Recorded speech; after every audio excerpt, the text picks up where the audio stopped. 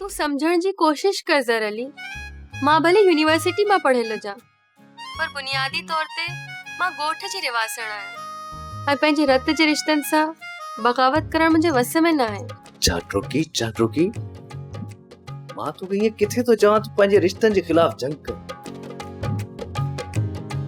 मां तो पंहिंजे हक़ लाइ सोची सघी थी न।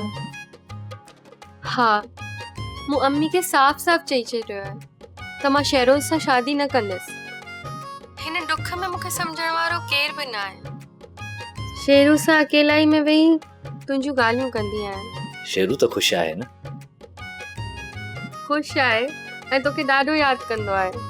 तू याद न कंदी आई न, न करे शेरू वीचारो मूंखे याद कंदो आहे। ऐं यादि तोखे तॾहिं करे सघां थी जॾहिं तूं कंहिं पल विसरी वियो हुजी।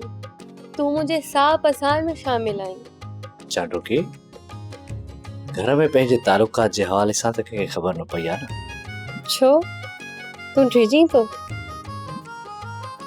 चाटरुकी मां हिन में आहियां तोखे को नुक़सान न पहुचाए।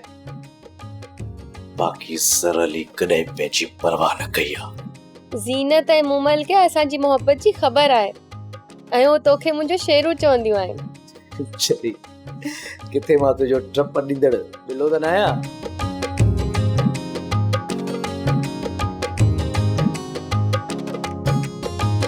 चांडोकी दिए कंहिंसां बि फोन ते ॻाल्हाई। मेहमान आया आहिनि, उन्हनि सां कोन मिलंदी आहे छा? केरु आयो आहे अम्मी? खान बहादुर ऐं संदसि ज़ाल आई आहे। ज़ीनत जे फिकर में त असांखे यादि ई न रहियो त हिननि खे रिश्ते लाइ अचिणो आहे। अम्मी मुंहिंजी दिलि घबराए रही आहे। अलाए छा थींदो। तव्हां मूंखे बाबा सां चङी तरह ॻाल्हाइण बि न ॾिनो। तू उल्को न कर दिए, ज़ोर जी मेहंदी कोन लॻंदी आहे।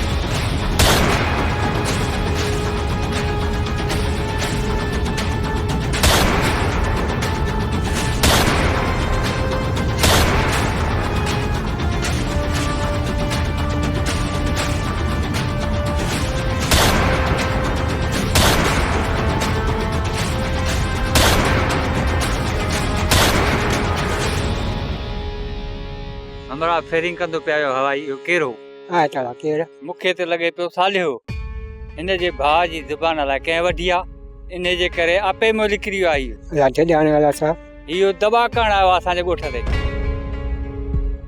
वेरुन जी वस्ती वेरुन जी वस्ती। सब्सक्राइब कयो असांजो ऑफिशियल YouTube चैनल सिन टीवी HD ड्रामा ऐं वधीक अपडेट लाइ बेल आइकन खे क्लिक करियो।